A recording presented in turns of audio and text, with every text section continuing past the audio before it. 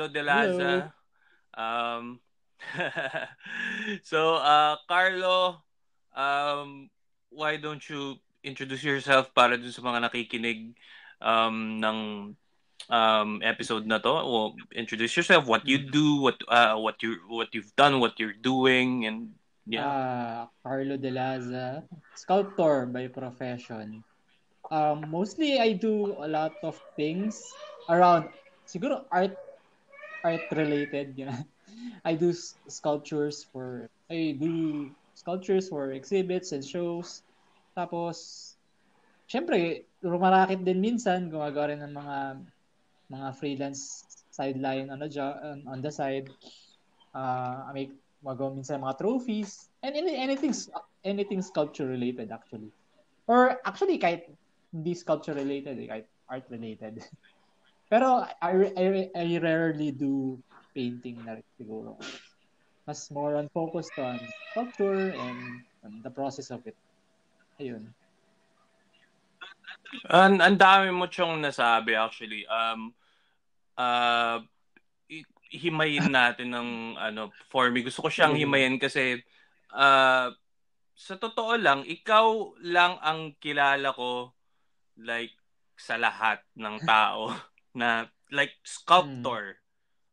Sculptor na as in sculptor by Mm. craft, I guess by mastery. Parang yun yung, Ah, 'di ba? Parang I guess yun kasi may mga nagsa-sculptor na parang rebulto ni yeah. ganito, tapos papagawa mo lang sa kanya yung Mm. semento. In a way, 'di ba, kumbaga sculpting Ah. din 'yun.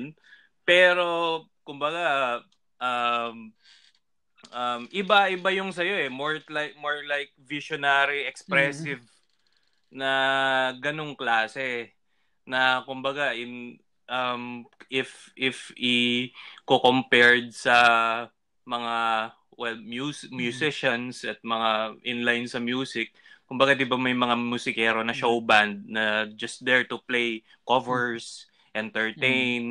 Kumbaga merong specific parang end all be all yung Ah. performance nung Mm. act. Pero yung sa'yo kasi is Mm. different na may na-imagine. Nakikita ko yung mga shit mo, man. As in, putya, iba. Parang, it strikes. I mean, talagang, merong, um, parang tumitingin sa apoy. Yun yung, well, apoy tubig. Mm. There's this elemental effect dun sa mga posts mo sa IG na tinitingnan ko talagang na na na na yun nga 'di ba pag nakatingin ka sa apoy you can't parang nakikita ko na it's like waves sa Ah. dagat gano'n na kahit paulit-ulit Ah. lang siya or yun nga yung apoy kahit paulit-ulit lang yung ginagawa niya can't can't Mm. mesmerizing, man, that's it. May sort ng ganun. So nagpipinta ka din tapos ba, ano ba to paano hukayin ko lang um kumbaga deep dive lang sa I guess Mm. approach mo and philosophies mo pagdating Art sa making. um sa art making, sa pagiging creative sculpture, Mm. man. Napipinta ka rin pero Bakit focus ako sa sculpture? paano? Actually, hindi bakit Kasi eh. paano? Mostly parang the Mm. process, oo. Well, it's okay to discuss pero kasi bakit is madaming answer Ah, kasi baka actually, mayroon kang may siguro. infinite reasons ka to Mm. discuss it. But for the purposes lang ng, kumbaga kasi may time constraint kasi tong app na to like 1 hour. Okay. And I wouldn't mind indulging you to like kunyari i-discuss mo yung buong like philosophy mo behind it. But just for this, maybe on another episode pwede nating Ah. i-elaborate yun. Pero like how? Maliit ka pa, meron bang tools ng Mm. sculpture? Family mo ba sculpture? Paano Mm. dude? Share mo Siguro naman. simulan natin sa kasi paano ko view bakit ako nag-focus siguro sa sculpture? Siguro sculpture kasi parang hindi naman din siya sa akin na hindi pa naman, parang hindi naman kasi sa different from other art form eh. Parang painting, ganun. It's just yung sculpture yung tool lang ng paggawa ko ng art. Parang sabihin natin parang nagpinta ka lang din pero parang gumawa kang art pero in-express mo lang in a different way. So kaysa nagpaint ka, sculpture lang. So for me it's another medium siguro or another skill technique na pwede mong gamitin just to express yourself. So naging curious, mas naging mas nagustuhan ko lang kasi yung sculpture. Kasi mas mas gusto ko ginagamit yung kamay ko for ayoko yung nagbo-brush ka lang. Mas gusto ko yung trying to be creative in making something. So hindi siya boring para sa akin.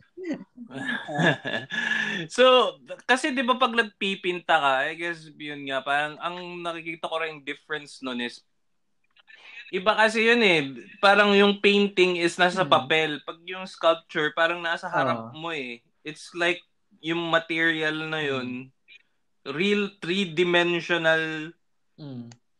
Alam mo yan, parang ganun yung... Tingin mo siya sa ibang angle. Ganun. Oo. And compared sa painting, I guess, I don't know, paano ba yung proseso mo? How would you differentiate it? Let's say, sinabi mo, boring yung, well, quote-unquote, boring ang painting. Baga nagsasawa ka na, uumay ka. I guess may umay factor yung painting sa brush, ganun. How would you differentiate yung process ng what kumbaga yung ano yung umay factor sa sculpture na mas madami kang nagawang sculpture kaysa dun sa mga pininta mo? Siguro mas siya mas marami siyang proseso, kumbaga. Mas heavy siya on the process. Tsaka materials.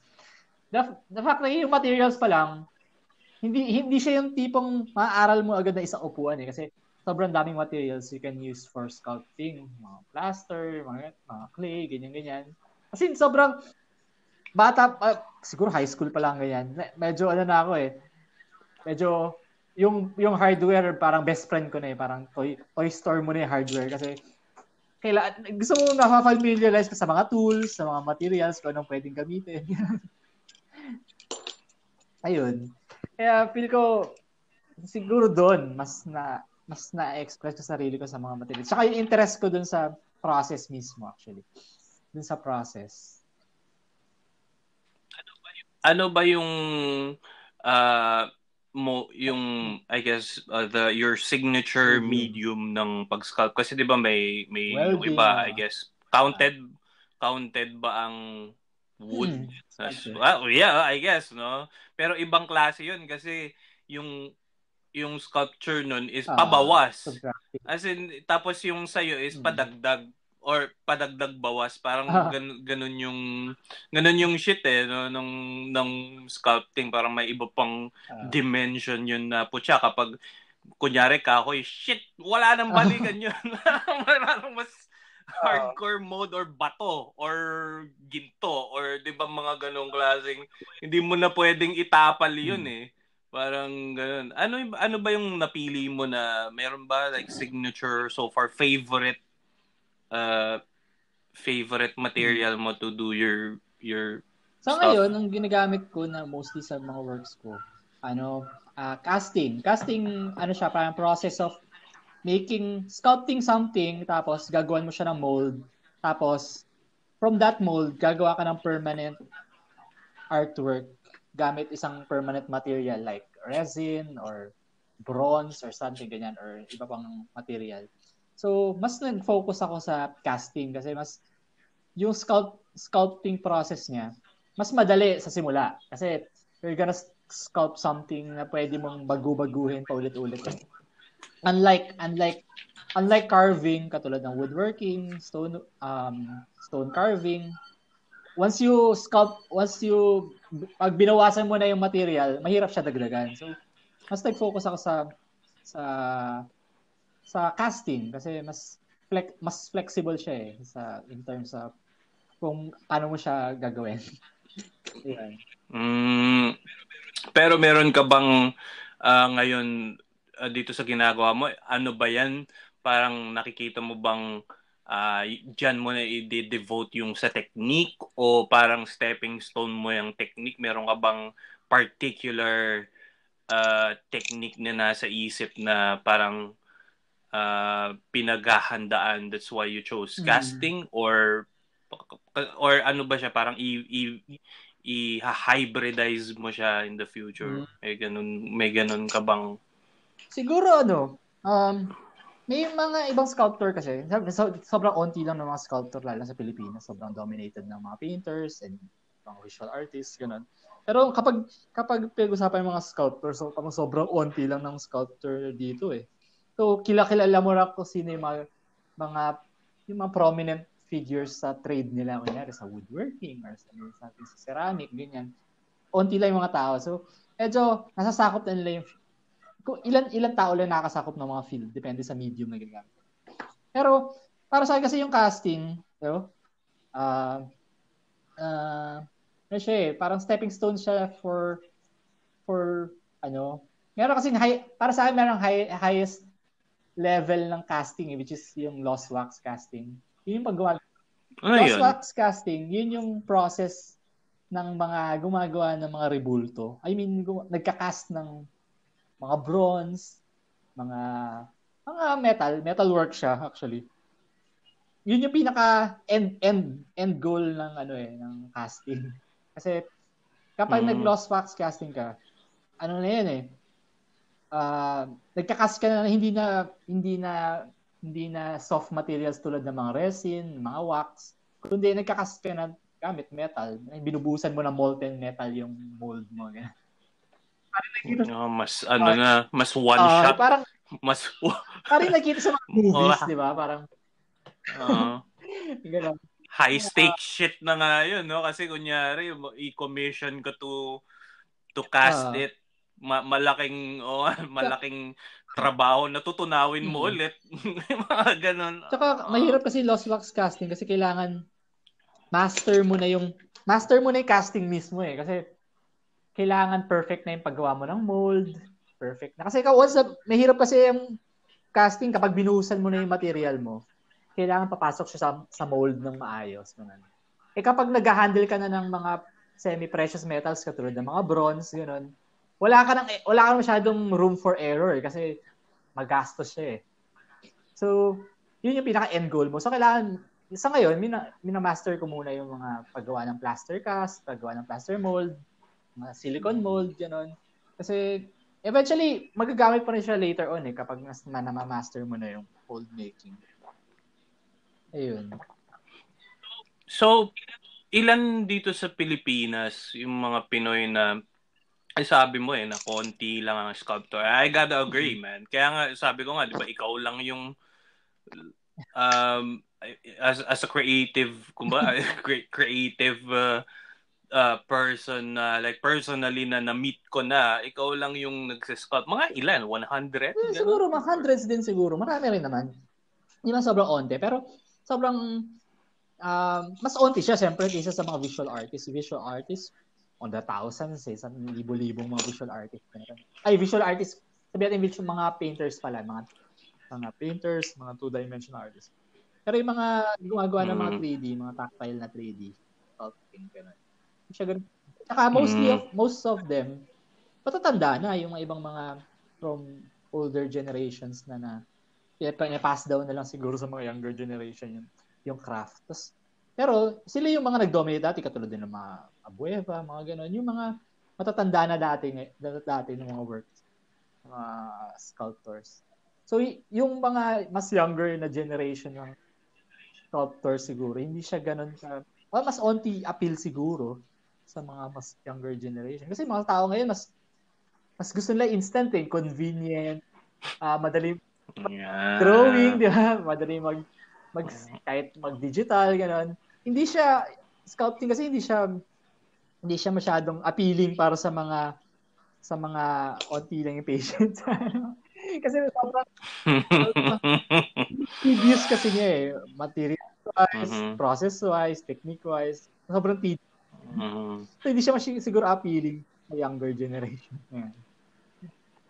Pero parang mas siya well, I guess yung traditionality rin siguro ng sculpting, no?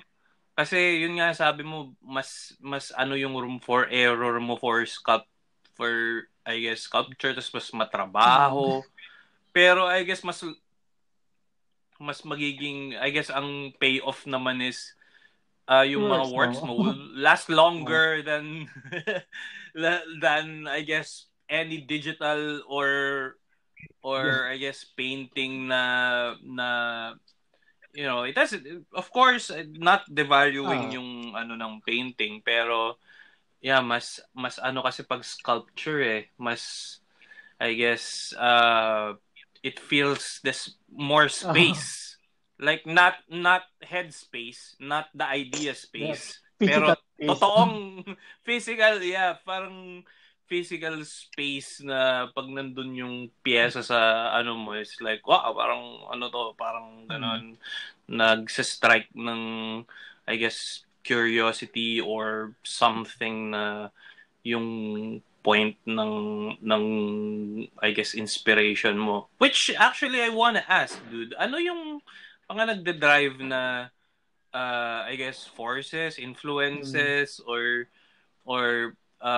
experiences dun sa mga pinagagagawa mo? Ano yung how do you inspire yourself? Kasi 'di ba pag creative ka kasi um yun nga yung curse ng creativity is minsan nag-hit ka ng wall, Actually. minsan No. 'di ba wala kang Hmm. mapiga, walang kumbaga walang dumarating, walang walang walang Hmm. message from the cosmos, mga ganun na nakakatamad, busog ka lang, wala na, tapos na, nakakain ka na nakakain ka ng busog, Ah, tapos nabusog ka na sa actually, ganun mo rin, syempre. pak pero ano yung like consistent kasi 'di ba medyo how I guess first is yeah, mamaya yung consistency. I guess yung Hmm. inspiration, man. Ano yung mga visions or stuff Hmm. yung parang pinagkukunan mo nung mga I guess Ideas imagination ka. mo na to turn mo into a realistic object. Hmm. Siguro kwento ko na muna yung ano ko, paano yung process din eh. Kasi syempre kasama yung proseso ko sa paggawa.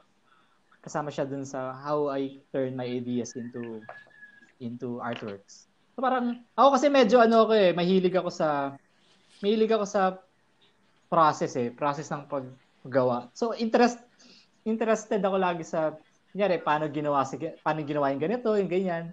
So kapag nanonood ka ng mga kunyari mga show sa Discovery Channel ka, 'di ba may mga how it's made, mga ganun. Yung pag ganun, parang Mm-mm. curious ka eh. Paano ginawa tong bagay na to eh? So it piques my interest kung ano ano yung material na ginamit doon, paano siya inassemble, ganun. So bata pa lang ako parang yun lagi yung curiosity ko eh. How things are made. So, nung bata pa lang ako, minsan, babaklas ako ng mga laruan tapos hindi ko binabalik. Para lang alam ko paano siya gumagana. Ganun. At sa simula, yun yung curiosity ko, yung paano siya ginagawa, yun yung medyo interest ko eh. So, so later on, so nalalaman ko na yung iba-ibang mga materials, kung ano ginagamit sa ganito, sa ganyan. So, nalalaman ko rin yung kung ano yung process ko, paano siya ginagawa. So, later on, now focus ka once na nag-focus ka sa process of making, iintindi mo na ngayon kung ano yung mga tools na ginagamit mo for this and that. So, siguro mula high school, grade school ako, yung tatay ko kasi mostly gumagawa rin woodworking kasi yung trabaho niya dati. Mga furniture, ganyan-ganyan. So, exposed na ako sa tools, iba-ibang klaseng tools. So since nga, basta naiisip ko na kung ano yung mga tools na pwede mong gamitin, tapos nag-explore na ako ng mga materials na pwede kong gamitin. Doon na ako tapos iisip ko, paano ko ma-extend yung paggamit ng mga tools at materials na to. So, doon ako minsan nag-iisip ng ideas for sculpture making or art making. Sa materials on hand na meron ako, tools na meron ako, paano ko magagawa yung idea na yon, or ma-express yung idea na to, or ma-visualize yung idea to gamit yung kung anong meron ako. So, minsan kapag masali ako ng college, minsan kapag masali ako ng mga art competition, try ko gumawa ng something new eh. Siyempre, abonggahan yung mga doon eh, yung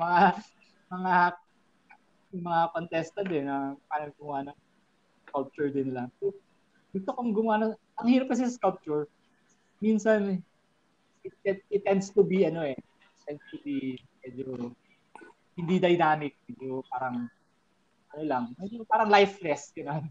Hindi palagi, di ba? Kasi lalo na yung material na ginagamit ko medyo hard, resin, ganyan. Ang hirap niyang gawing hindi lifeless tingnan. So, yun yung parang question ko agad eh. Parang, how can I use my material para mukha siyang buhay or okay, na flexible enough na express mo yung gusto mo, na hindi siya mukhang a block of resin lang or a block of stone lang or something, ganun. Dynamic siya tingnan. So, mas at first nagpipik sa akin yung interest ako sa process mismo. Tapos, later on na yung influences ko, lalo na yung mga imagery, ganyan. So, kapag isip na ako kung anong magandang image na i-sculpt ko, ganyan. Kasama na sa consider ko. So, consider ko na yung imagery. Kunyari, tubig, or mag-sculpt ako ng wave, ganyan. Paano ko masasculpt yung wave na mukhang wave talaga kapag tinignan mo, ang ganda niya tignan, parang wave. And yet, paano ko gagamitin yung materials ko at yung tools na meron ako. So, yung tatlong yun, iniisip, sabay-sabay siya po mag-process sa utak ko. Consider ko muna lahat ng ganyan. Kasi, minsan, may mga times na yung imagery, kunyari, hindi angkop yung material ko para doon. Minsan may mga ganun eh. Kunyari, resin medyo medyo synthetic na material siya. Parang mas maganda sana kung wood yung ginamit ko or something, ganyan. Mas magkakaroon siya ng feel or emotion dun sa artwork, ganyan. So, i-consider ko pa rin yung material. Kaya exciting kasi yung sculpture kasi hindi lang siya yung imagery, hindi lang ko ano yung nakita ng mata mo, kundi yung ano yung material na ginagamit mo. Tapos, ibang aspeto na yung paano mo siya ginawa or paano yung process mo, pati yung tools na ginamit mo sa paggawa ng. Medyo technical na yung part. Pero ganun. So, maraming process na dumada sa utak ko kung paano ko ginagawa yung artwork yun. So, yun. Yun na. So, yan.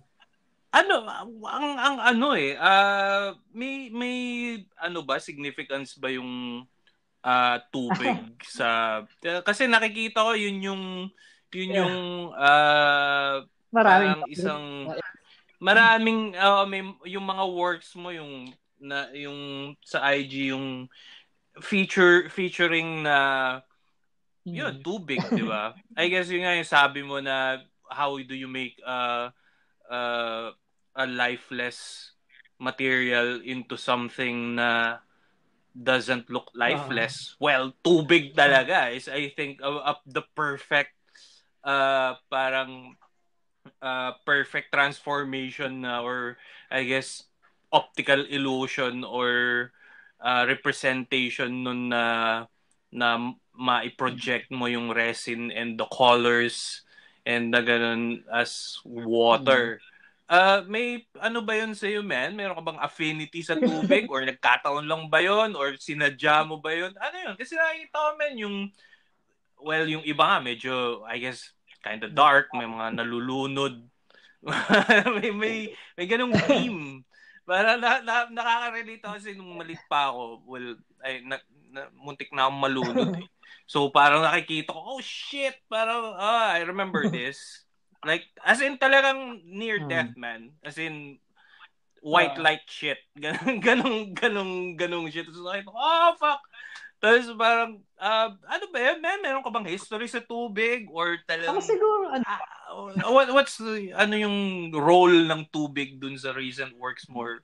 Is this some stage ng ano yung siguro, significance ng tubig? back yung college kasi parang sumali ako sa ibang mga college organization eh. So mostly diving, ganyan. Tapos may mga friends ako mahilig lakwatsa, mag-surfing, travel. So naging medyo ano na ako, nag-explore ako ng outdoors, ganun, sa nature. So medyo yun yung inspiration nagbigay sa akin, nature inspired yan. Tubig mostly.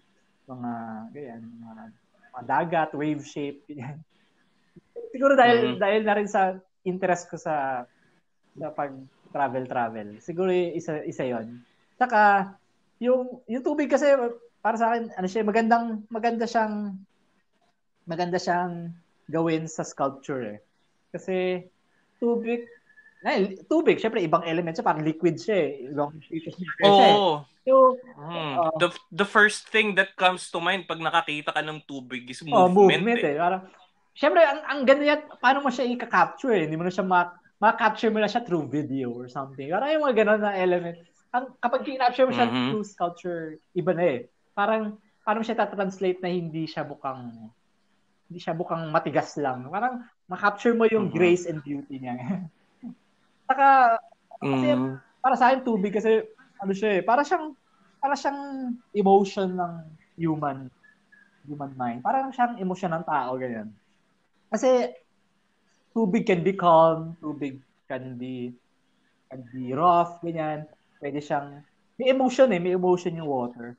Pag nakikita mo, di ba?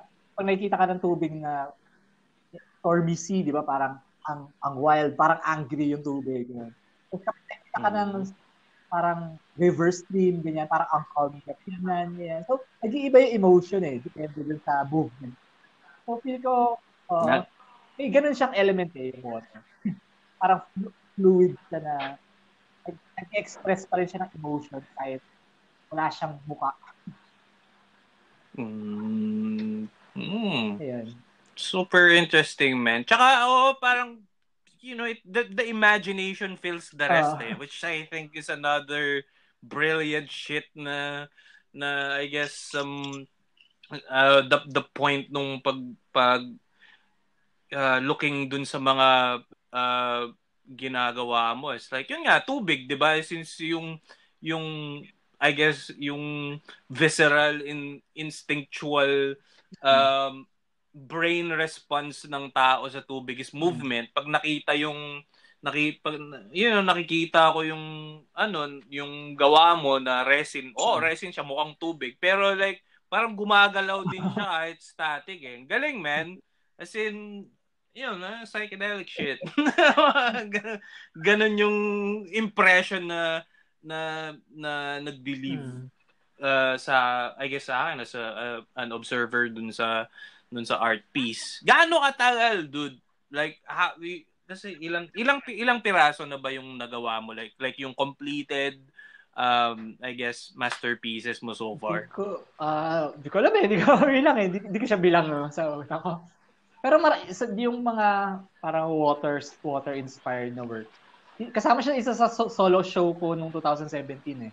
So medyo puro wave elements yung nandun.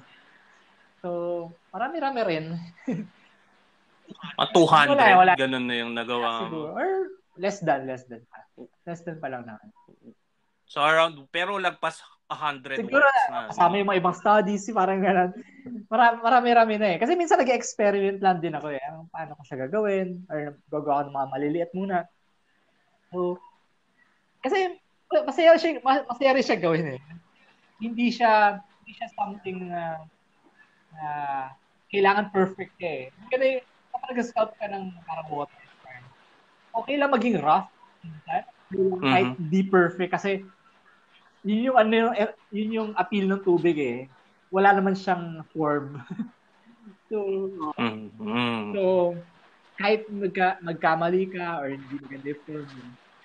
In reality, ang tubig naman susunod siya sa kahit ano eh.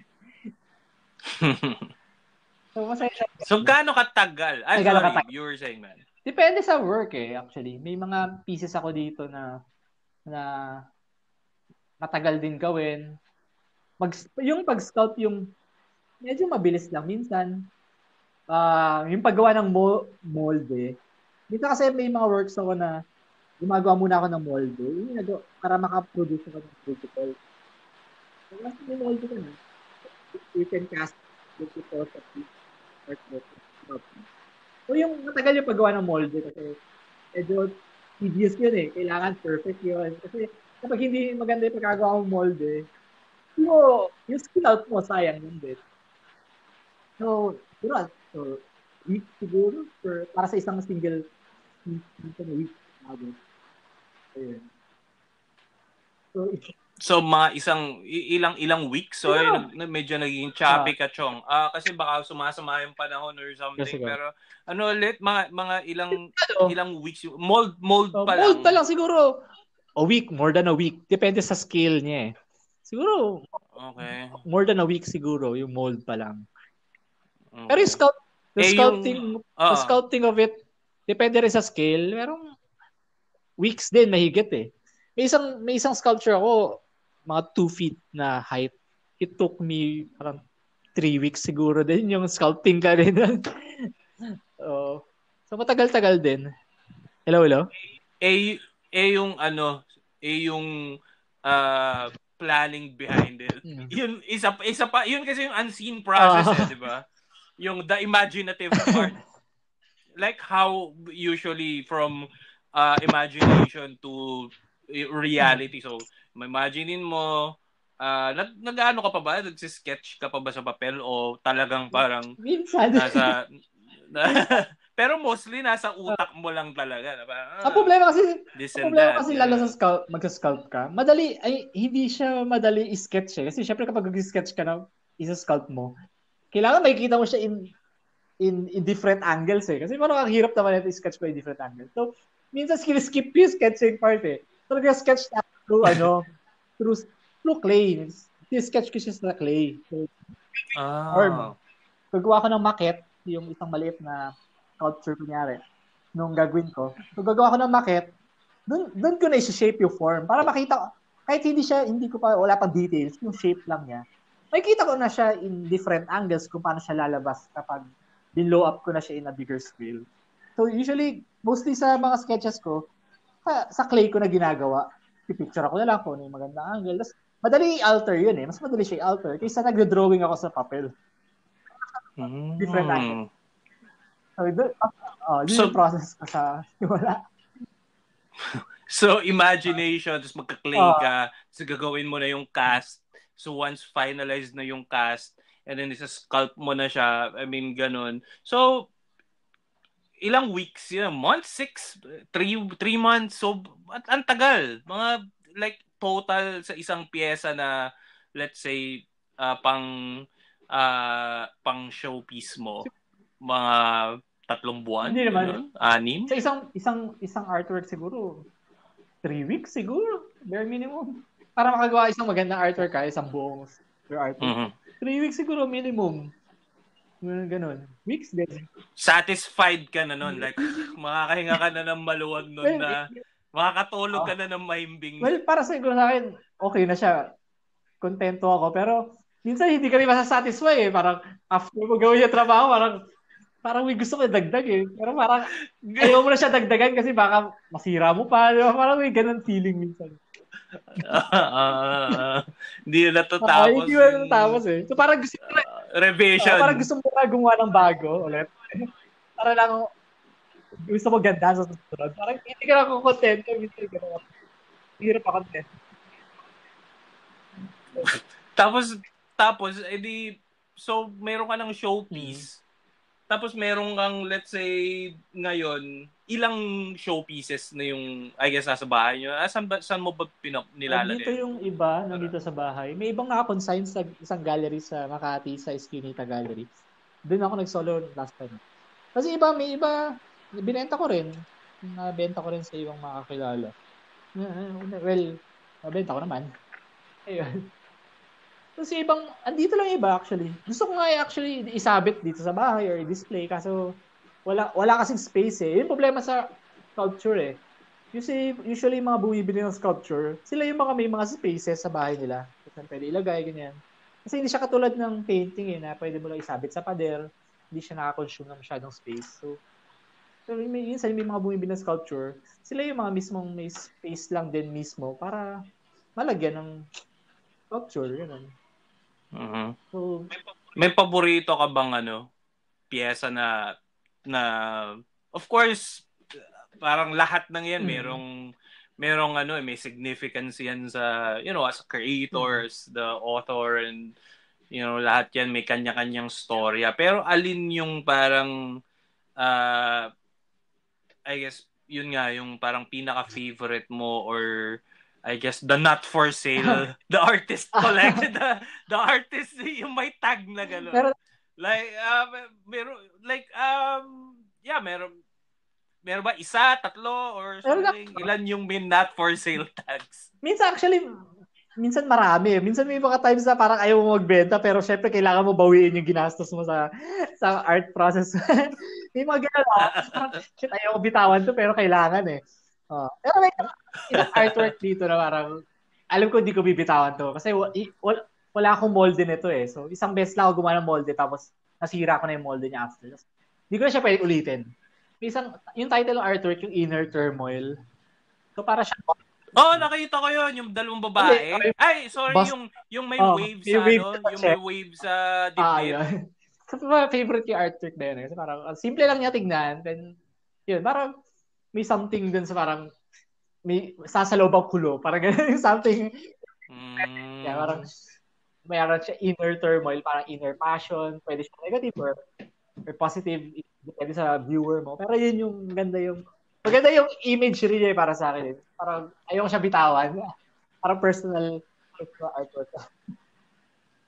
Po siya, meta kasi din nun eh. Parang sculpture siya tungkol sa, I guess, yun nga, yung inner turmoil and inner battles ng, I guess, ng isang creative na well, ikaw yun eh. Parang, parang, yeah, it's you. Actually, it's sobrang meta siya na art, speaking about art. Parang ganun parang ganun yung dating nun eh. Gaano katagal yun, man? Nakita ko yun,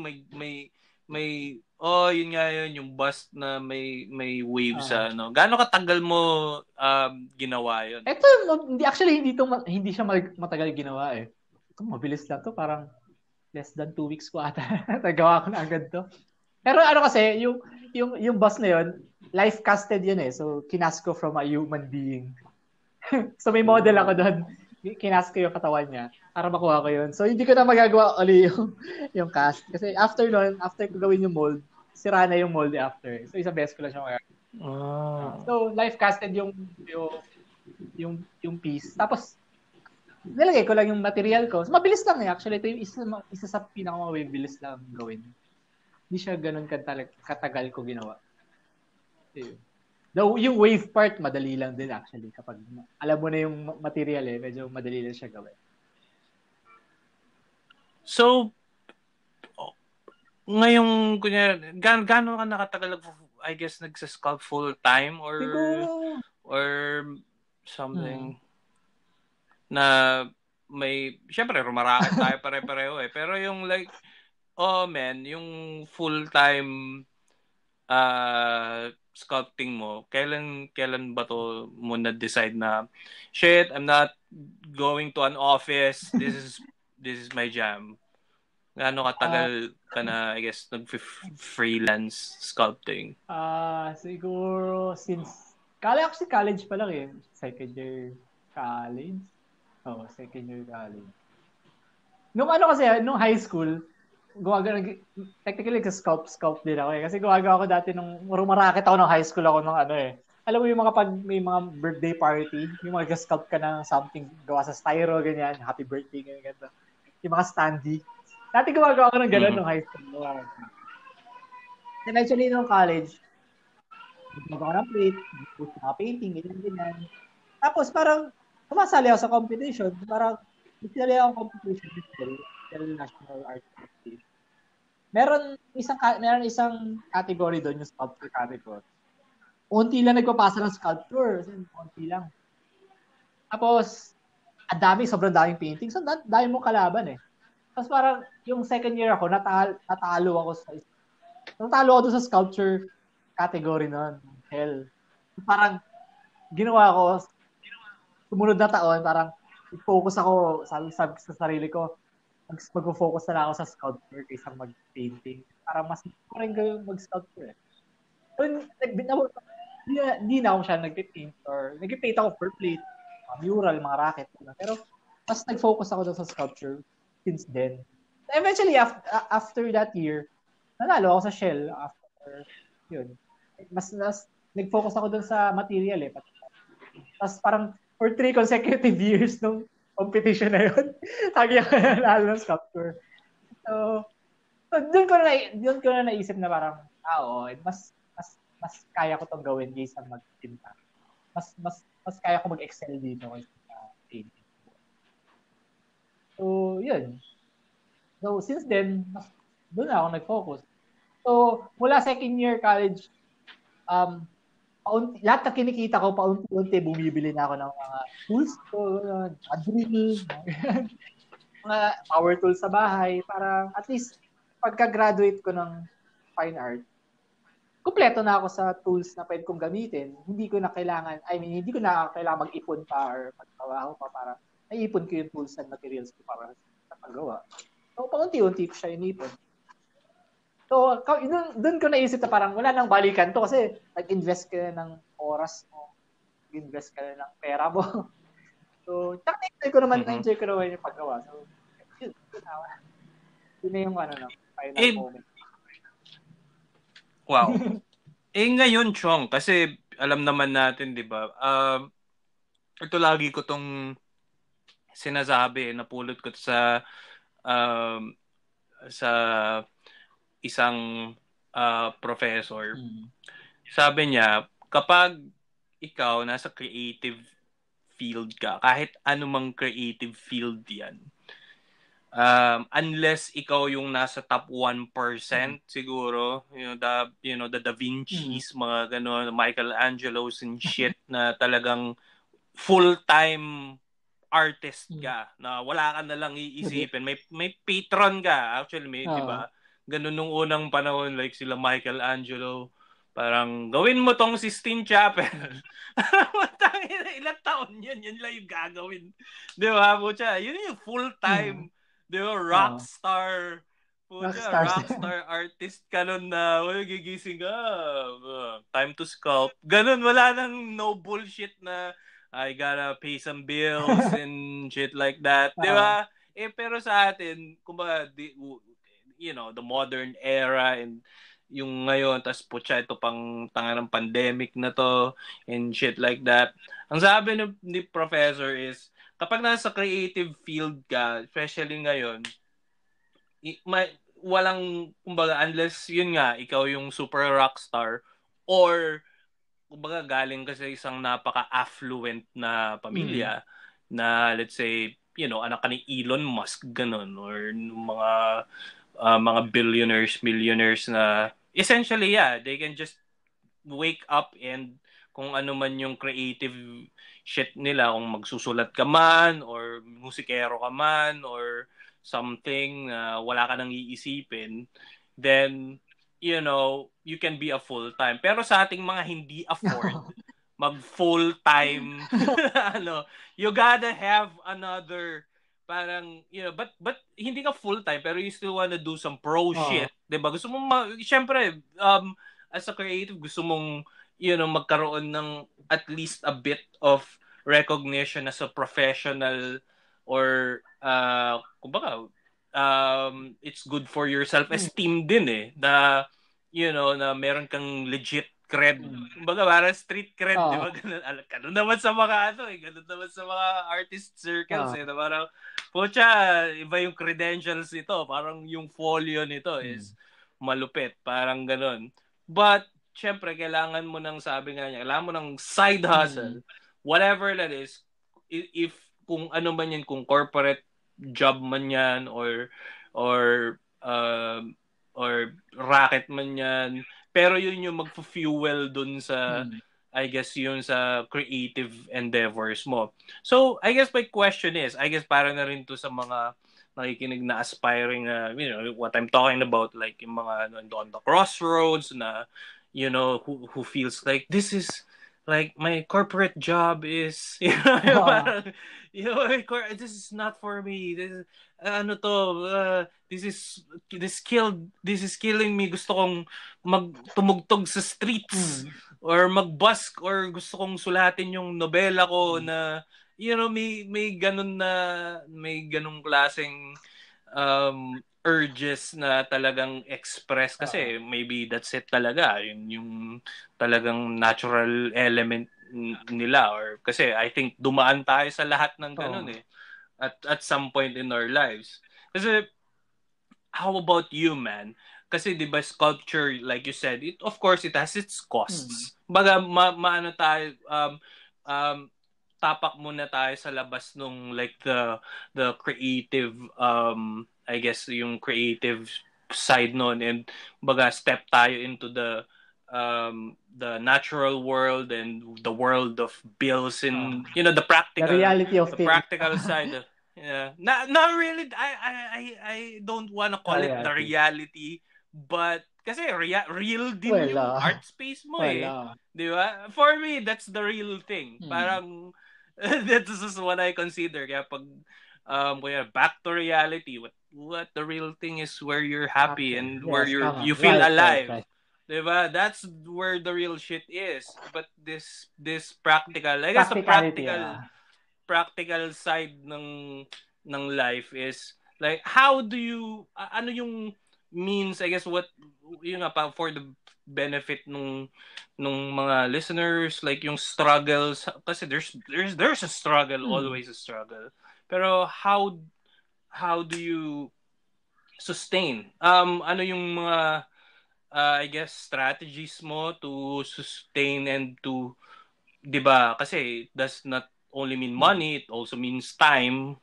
Like how do you juggle, balance things out so baga you get to continue sculpting and go into that sacred space and creative space while at the same time how do you monetize or I guess how do you get into the market and engage and I guess do you offer other services for paano man like the to face the practical side of things? Siguro katulad din yan naman siguro yung ibang artist. Ito napag-usapan din namin may ibang friends ko na artist. Para once you go full time, dapat prepared ka rin na hindi lagi na parang hindi lagi nag-flow yung may cash flow ka lagi. Kasi may mga dry season talaga, kasi dry na wala ka talaga ng racket or dry na wala kang ibang hindi ka nakabenta ng works, ganyan. So kailangan mo ng mga side hustle. So minsan may mga times hindi ka na kailangan hindi ka kailangan maging choosy masyado sa mga racket na meron. Kasi once na nandiyan yan, sayang kapag hahanapin mo yan, minsan wala. May mga times sa may mga racket ako na dati kasi gumagawa ako ng mga hanggang ngayon gumagawa ako ng mga sculptures, sculptural na mga trophies sa mga ibang mga events. So may mga aside from yung mga sculpture pieces ko na in-exhibit, ganyan, gumagawa ko ng mga sculptural trophies. May mga surf competitions, mga corporate events. Minsan humihingi sila sa akin ng tulong para gumawa ako ng sculpture para sa event nila.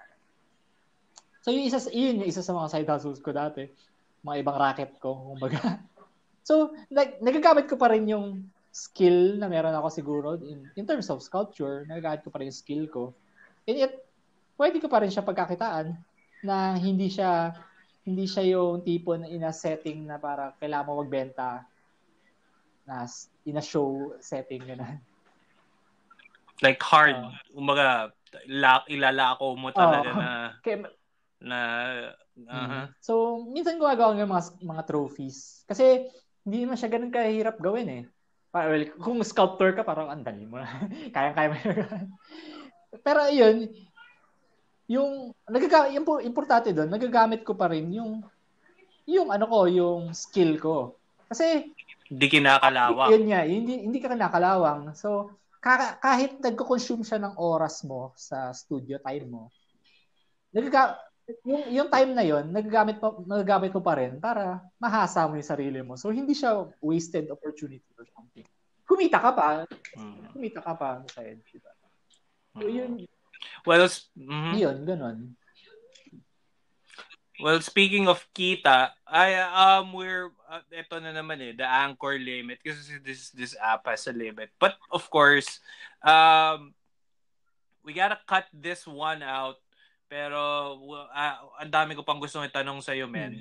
Pero yeah, for the purposes of this episode and of course for the for the support na kailangan mo, like if they want to purchase or contact you to get consulting or get your services or all of that na, kasi racket, pandemic, and like I said, pag full-time artist ka, kailangan mo ng, we're not rock stars yet or something like that.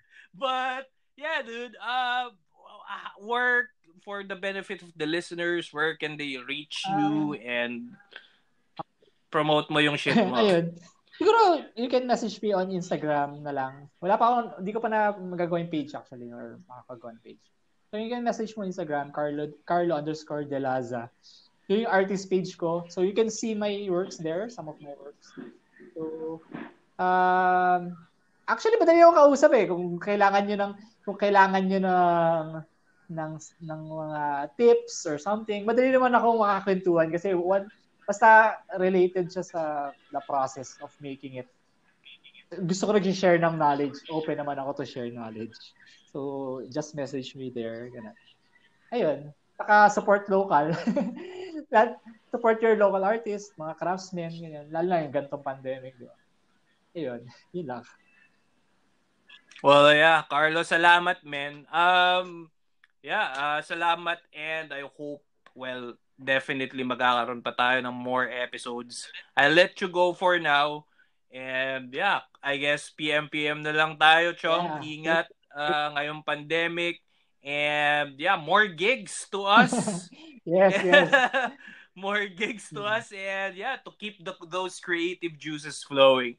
And to the listeners, maraming salamat sa pakikinig. Tune in next time. Bye-bye. Thank you.